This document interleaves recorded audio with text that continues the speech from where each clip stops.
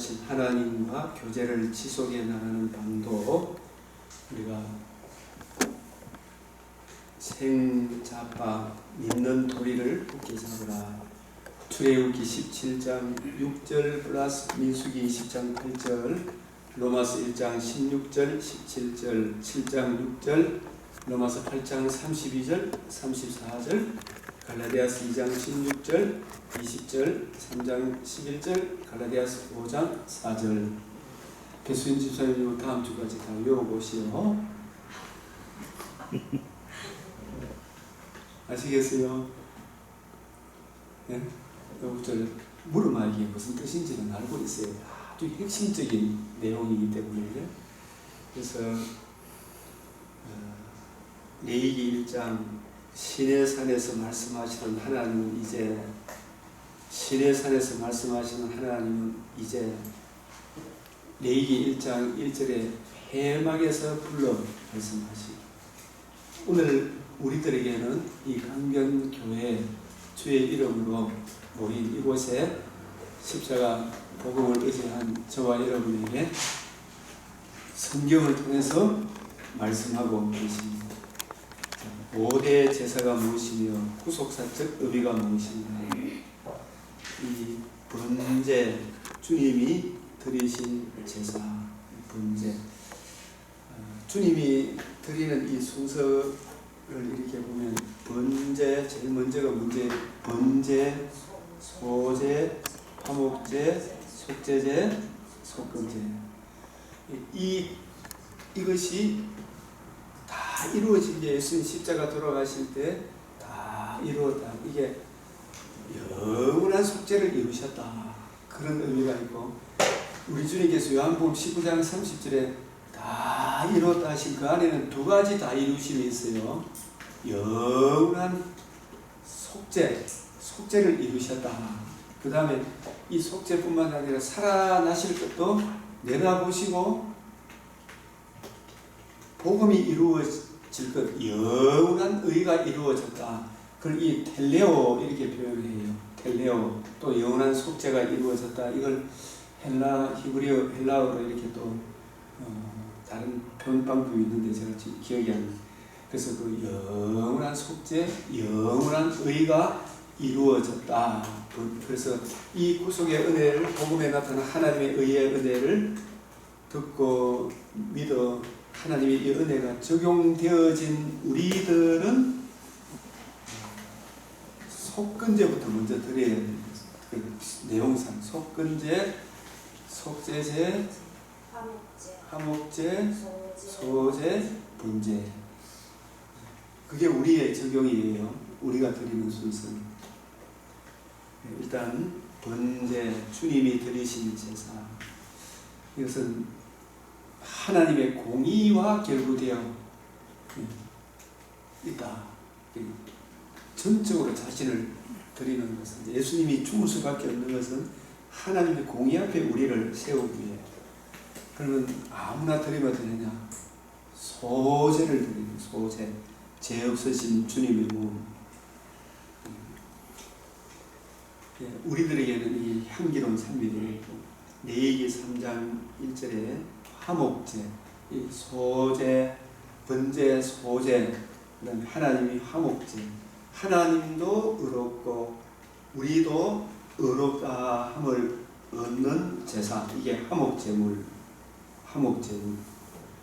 이걸 드리시고, 우리도 하나님의 이 은혜를 입은 사람 같으면은 서로 사랑해라. 이걸 이제 주님 순서와 우리 순서로 이렇게 보면, 이 번제는 전적인 자신을 드리는 거거든요. 이 헌신, 이 소제, 정결한 삶, 헌신, 화목제, 하나님과 우리 사이에 화목이 이루어집니다.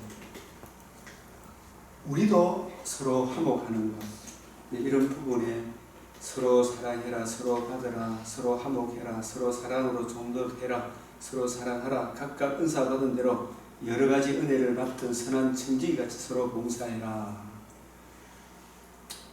이 화목제가 드려지면 하나님도 의롭고 우리도 의롭다면 그 길이 또 속죄제가 되고, 오직 자기 피로 영원한 속죄, 우리들의 속죄제는 서로 씻어주는 거예요.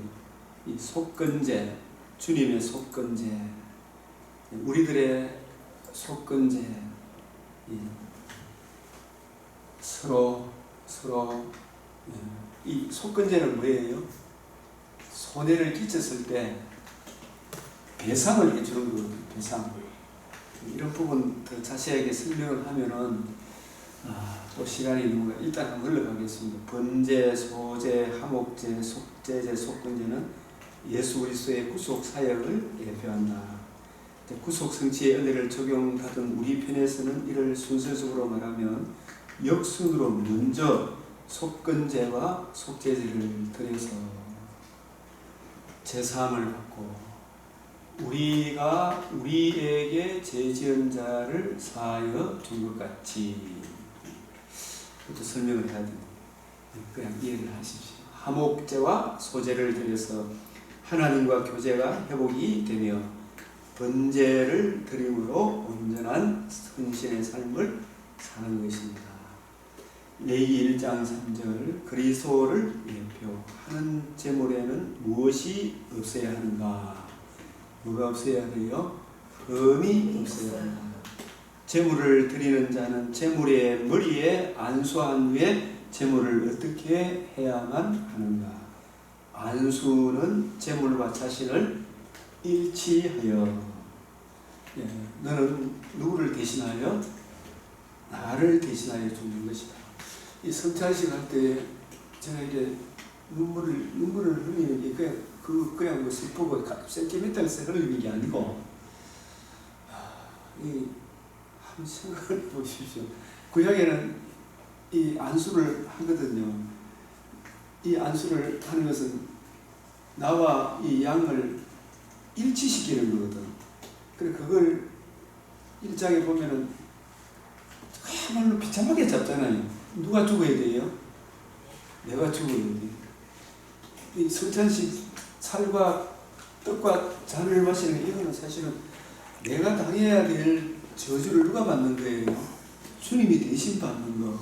이것을 성령의 은혜 안에서 여러분에게 조금 적용을 하면 그냥 하기가 그래요. 이 안수, 너는 나를 대신하여 줬는다. 예사 문제가 아니다니까 이게. 실감이 하면.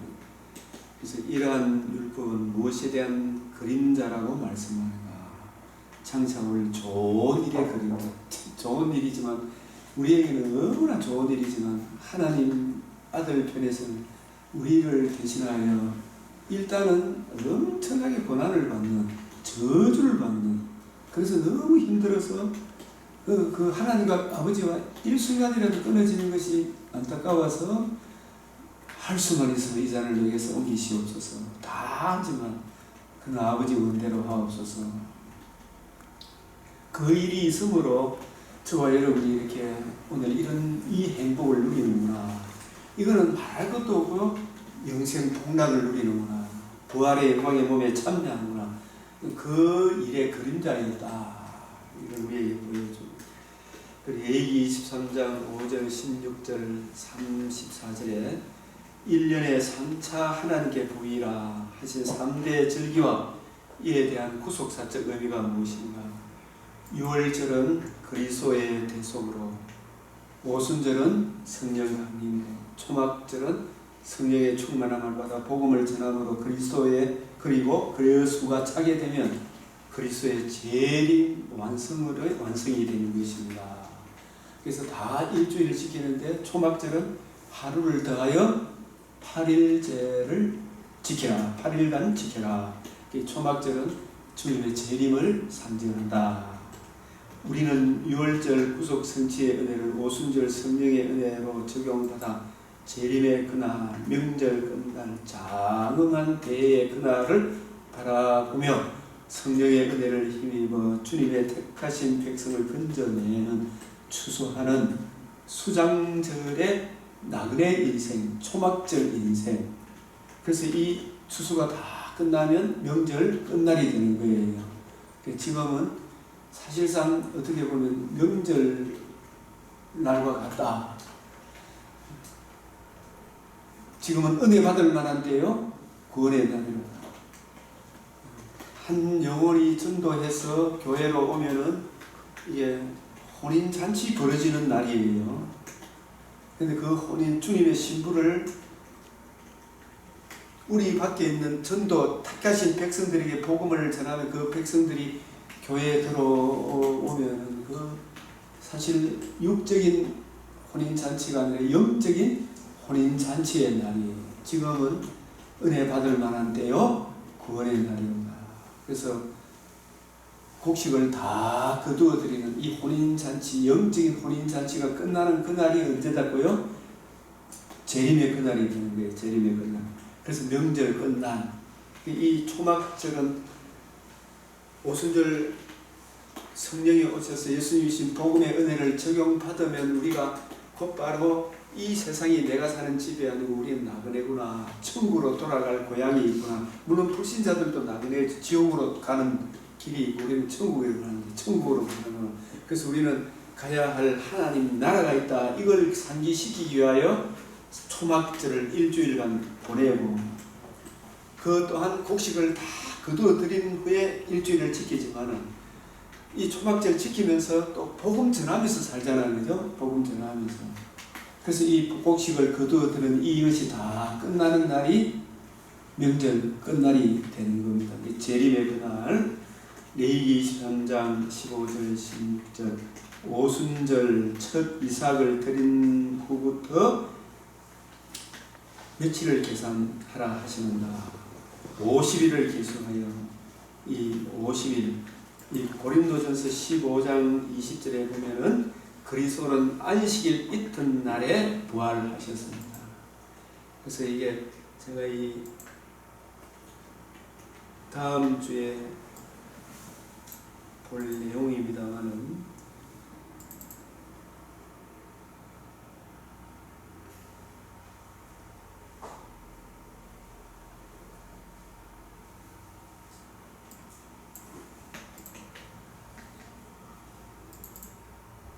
이게 안식 후 첫날, 그 안식 후 첫날이 예수님 부활하신 날이잖아요, 그죠? 부활하신 날 그날이 부활하심으로 예수님이 부활의 첫 열매가 되셨고, 그리고 50일 후에 성령은 강림하심으로 예수님이 첫 열매가 되심으로 이루신 복음에 나타난 하나님의 의를 우리도 듣고 믿음으로 이미 생명에 들어오고 둘째 부활에 참여한 것과 같은 것으로 보는 거예요. 레위기 16장 15절 16장은 1년에 한 번 드리는 대속죄일에 관한 말씀인데 핵심장이 레위기 16장에 나와 있고 대속죄일에는 2마리의 염소를 택하여 한 마리는 잡아서 온 백성의 죄를 속하기 위하여 그 피를 가지고 1년에 한 번씩 대제사장이 하나님 상징, 임재의 상징인 지성소에 들어가게 됩니다. 그래서 그 언약궤 위에 피를 뿌리고 앞에 뿌리고 피가 뿌려진 그곳에서 하나님이 피로써 말씀하신다. 내가 너를 만나 주신다. 로마서에서는 네 분의 아래 이름을 피를 위와 앞에 뿌리라 이런 이야기 들어봤습니다. 법 아래란 하나님께서 법을 통해서 보신다는 말씀인데 그렇게 하신다면 모든 사람은 제 아래 심판 아래 율법을 통해서 우리를 보면 의롭다함을 얻을 사람은 한 사람은 없다. 하나님의 공의 앞에 설 수 있는 사람은 아무도 없는데 이 율법의 저주를 2마리 염소를 잡는데 한 마리 염소의 그 피가 언약궤 위에 뿌려지므로 앞에 뿌려지고 그 위에서 하나님이 우리를 보실 때 그 피를 통해서 우리를 보시기 때문에 우리는 은혜 아래 있게 된다. 그런 뜻이 됩니다. 그래서 그리스도의 십자가를 통해서 보실 때에야 피 아래 은혜 아래 있게 되는 것이다. 레위기 17장 11절에도 하나님은 생명이 되는 피는 먹지 말라고 금하신 왜 어디에 쓰시려고 금하시는가? 오직 오실 메시아 하나님의 아들 대속의 피를 바라보도록 하기 위해 구약시대 때는 절대로 피를 먹지 말라. 뭘 보여주기 위해서? 오실 메시아의 대속의 피를 보여주기 위해서 그런 거예요. 이게 그냥 먹지 마라 그런 것이 아니고, 짐승의 피를 먹지 말라 금하신 하나님은 아들의 피를 마셔야 영생이 있다. 오늘 여러분이 이 피를 마시지 않으면 그 피를 마심이 단지 어떤 표면적인 겁니까? 그 안에 엄청난 의미가 들어있는 겁니까? 엄청난 의미가 들어있다. 그걸 먹어야 우리가 생명을 얻는다. 이 말씀을 듣는 형제의 심정은 어떠하신가? 어떻게 눈물이 안 나겠나? 참 생각해. 흘린 피를 어떻게 하라 하십니까? 뿌리라는 거잖아요. 언약궤 위에 앞에. 우리들은 어디에 뿌려야 됩니까? 내 마음에. 피뿌림을 박는 방도가 무엇이냐? 흘린 피, 구원의 복음의 진리의 말씀을 듣고 이것도 알아야 돼. 알아야 돼. 그죠? 마음으로 믿고 또 입으로 시인을 해야 돼. 그죠? 그럴 때 성령의 인침을 받는 게 마음으로 믿어지는 게 이게 내 마음에 뿌린 피가 되는 이해하고 깨닫고 적용하는 이 성경을 이해하고 깨닫고 적용하는 게 이게 마음에 뿌리는 거예요. 자꾸 마음으로 믿고 입으로 시인하여 구원을 얻는 거예요. 그래서 오늘 우리가 성찬식을 제가 자주 안 하는 이유는 이 성찬식은 무엇과 같으냐 하면 모든 성경은 누구에 대해서 예수 그리스도의 예수가 누구신가, 왜 오셨는가, 예수의 죽으심과 부활에 나타나는 하나님의 의, 그 의로 말미암아 이루어지는 하나님 나라를 증거하잖아요. 그죠? 그 은혜가 얼마나 크고 높고 깊고 놀라운지를 이 성경 속에 다 담겨 있거든요. 이 성경의 구절 담겨 있는 이 의미를 이해하고 깨닫고 적용하는 것이 더 귀하겠어요. 그냥 떡과 잔을 받아 먹는 게 더 귀하겠어요. 네? 듣고 이해하고 깨닫는 게 더 중요해요. 이 66권이 다 그 이야기를 담고 있는데 이 의미 없이 그냥 떡과 잔 마시는 사람이 한두 사람이 아닌데 그거 마셨다고 다 천국 가는 거 아니거든요. 그 이해하고 깨닫고 그래서 표면적 성찬식이 중요한 게 아니고 이면적 성찬식이 더 중요하기 때문에 이걸 풀어주는 거예요. 그래서 고린도전서 11장 26절에 이렇게 보면은 너희가 이 떡을 먹으며 이 잔을 마실 때마다 뭘 전해야 된다고요? 주의 죽으심을 그가 오실 때까지 전하는 거예요. 이 떡은 누구의 떡입니까? 왜 이 떡을 주어야 되는 먹어야 됩니까? 이 잔은 누구의 잔인지 왜 마셔야 되는지. 그래서 이 떡과 이 잔이 담겨 있는 것이 어디에 담겨 있어요?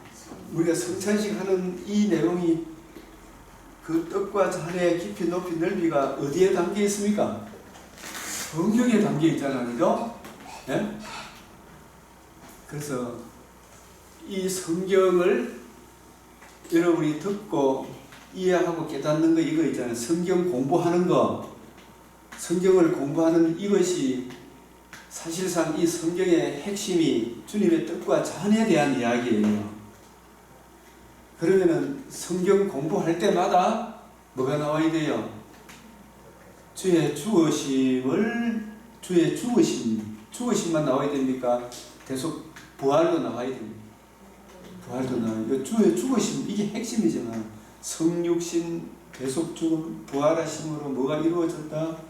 복음이 이루어졌다. 복음에 나타난 하나님의 의를 성경을 설교할 때마다 강론할 때마다 어떻게 하라고요? 전해주라. 그런 그 이야기를 하죠.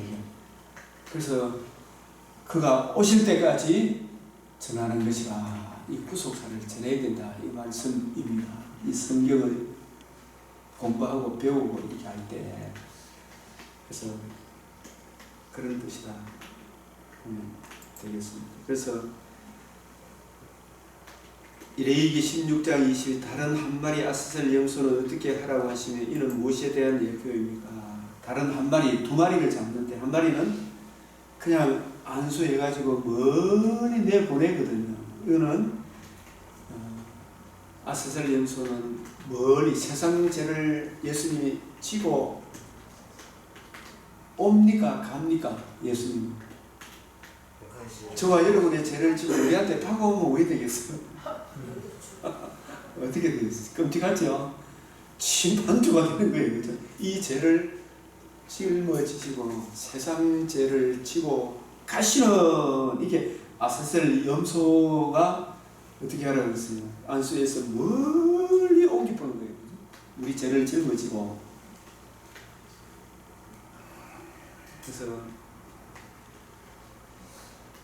우리의 유월절을 향한 꼭 그리스도께서 희생이 되셔서 그 아스셀 염소 안수에서 가면은 먹을 게 없는 광야에 가서 죽게 되는 거예요. 멀리 죄를 짊어지고. 시편 103편 12절에서 뭐라고 이야기해요? 동이 서에서 넣은 것처럼 우리의 죄가를 멀리 옮기셨다. 미가서 7장 15절 저 깊은 바다에 빠뜨리셨다.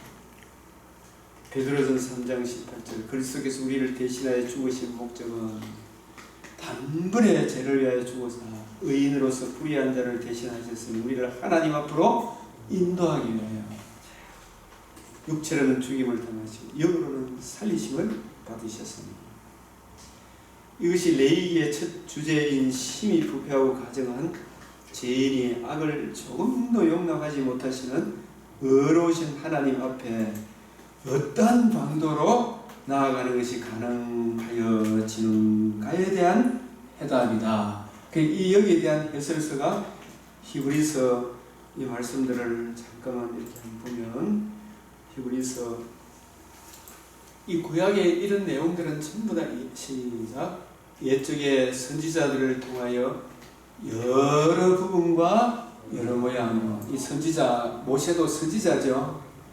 모세를 통하여 출애굽기를 통하여 3대 절기 5대 제사 대속제일 제사장 규례 여러 부분과 여러 모양으로 누구를 전가하는 거예요? 예수가 누구시며 왜 오셨습니까? 예수님이 행해 주신 가장 큰 은혜 그 은혜로 말미암아 주어지는 영광이 어떠하면 여러 부분과 여러 모양으로 말씀하신 우리 조상들에게 말씀하신 창세기부터 말라기까지 말씀하신 하나님이 이 모든 날 마지막은 어떤 관점에서 마지막이라 하셨어요? 네? 이 모든 날 마지막이 언제예요? 무슨 사적? 계시사적 마지막 날. 그래서 여러 부분과 여러 모양이 전부 다 누구를 보여주기 위한 것이었다? 하나님의 아들 우리 죄를 지고 가실 사실은 여자의 후손 아브라함의 자손 다윗의 자손 하나님의 아들 그리스도를 여러 부분 여러 모양으로 말씀했는데 그런 것은 전부 다 예표와 그림자입니다. 여러 부분 여러 모양인데 그 주인공이 오시면 그것이 더 이상 필요합니까 안 합니까? 죽은 줄 알았던 남편이 집으로 돌아오면 제사 지낼 필요가 있나 없나? 같이 살면 되잖아, 그죠? 제사 지낼 필요가 없다니. 아들을 통하여 우리에게 말씀하셨습니다. 이 아들이 죽으시고 부활하신 이루어져야 하리라 한 것이 이것이라 하신 이것이 이루어졌는데 그 안에 뭐가 나타났다고요? 하나님의 의가 그 의를 믿음으로 우리가 의롭다함을 얻는 그런 시대가 계시사적 마지막 때예요. 이게 마지막에는 그래서 이 마지막에는 주님이 이루어져야 하리란 말이 이것이라 이것이 복음이죠. 그 복음의 길이 깊이 높이 넓이 그 영광을 기록한 것이 무슨 성경? 신약 성경. 신약 성경이 기록했으니까 이제는 이 신약의 빛으로 구약을 해석하면 양 잡고 소 잡고 할 필요가 있나요? 신약의 핵심은 다 이루었다 하신 복음에는 하나님의 그 의를 믿고 이 의를 예수를 믿음으로 의롭다함을 얻고 그 사랑을 늘 받아 누림으로 구원을 이루어가는 믿음의 시대가 계시사적 마지막이다. 아들을 통하여 우리에게 말씀하셨으니 히브리서 8장 5절에 그들이 섬기는 것은 하늘에 있는 것의 모형과 그림자라. 하늘에 있는 것 우리 주님의 대속 하늘에 있는 우리 대속주의 부활로 복음에 나타나는 하나님의 의로 말미암아 이루어지는 하나님 나라의 모형과 그림자다 이런 뜻이에요. 모세가 장막을 지으할 때 지시하심과 같이 하심을 얻은 것 같이 모든 것을 산에서 내게 보이던 본을 따라 지어라. 그래서 본을 따라 지은 이 성막도 누구를 보여주기 위한 것이다. 그 성막이 요한복음 2장 19절에 이 성전을 헐라 내가 사흘 만에 일으킨 거야. 주님이 완성했어야 하겠어요. 그래서 완성하신 성전이 복음이에요. 사실은 성전 안에 뭐가 나타났다? 하나님의 의가 나타났다. 그 완성된 성전이 복음이에요. 복음에 뭐가 나타났다? 하나님의 의. 그 의를 듣고 믿음으로 우리가 의롭다함을 얻어 하나님과 관계와 교제를 누리는 그런 시대가 무슨 시대다? 신약 시대다. 그런 시대를 믿음이 온 시대다 이렇게 되는 거예요. 믿음이 온으로는 로마서 3장 모든 사람이 죄를 범하였으니 하나님의 영광, 이 로마서가 이것도 되는데 갈라디아서 3장 22절 믿음이 오기 전에는 어려워야 하는데 믿음이 옛날에 참 어렵더라고요. 믿음이 오기 전에는 율법 아래 매인받고 믿음이 오기 전에는 다른 말로 하면 어떻게 하면 되겠어요? 이제 들은 바에 하면 복음이 여러 부분 여러 모양으로 말씀하셨던 그 주인공이 오셔서 이루어져야 하리라 말이 이것이라. 이것이 복음이 이루어진 거죠. 복음에는 뭐가 나타났다? 하나님의 의를 믿는 믿음이 오기 전에는 그 의를 이루신 예수 그리스도를 믿는 주인공 믿는 그 예수님과 예수님이 이루신 복음에 나타나는 하나님의 의를 믿는 믿음이 오기 전에는 계시사적인 정말 마지막에 아들로 통하여 말씀하신 신약 성경이 오기 전에는 그렇게 해도 되겠죠? 복음이 이루어지기 전에 신약 성경이 이루어지기 전에 저와 여러분이 어디에 매인바 되었어요? 구약의 율법 아래 매있다만 할례를 해야 돼요? 안 해야 돼요? 복음이 안 이루어졌으나 할례 힘들겠지. 할례를 해야 돼요. 3대 절기 지키러 어디까지 가야 돼요? 예루살렘까지 가요. 오늘 양 잡아야 돼요. 소 잡아야 돼요. 뭐든 좀 뭐든 잡아. 금 넣고 좀 양도 잡고 소도 잡고 조수로 드려야 돼. 율법 안에 매인가 된 거예요. 지금 얼마나 은혜로운 시대를 살고 있어요. 진짜 계시될 믿음의 때까지. 계시될 믿음의 때가 뭐냐면 아들이 오기 전에 모형과 그림자 시대가 끝나고 계시사적으로 종말이 오기까지는 믿음이 온으로는 모형과 그림자의 시대가 끝날 때까지는 계시될 믿음의 때까지. 히브리서 9장 10절이 뭐라 그랬어요? 이런 것은 먹고 마시는 것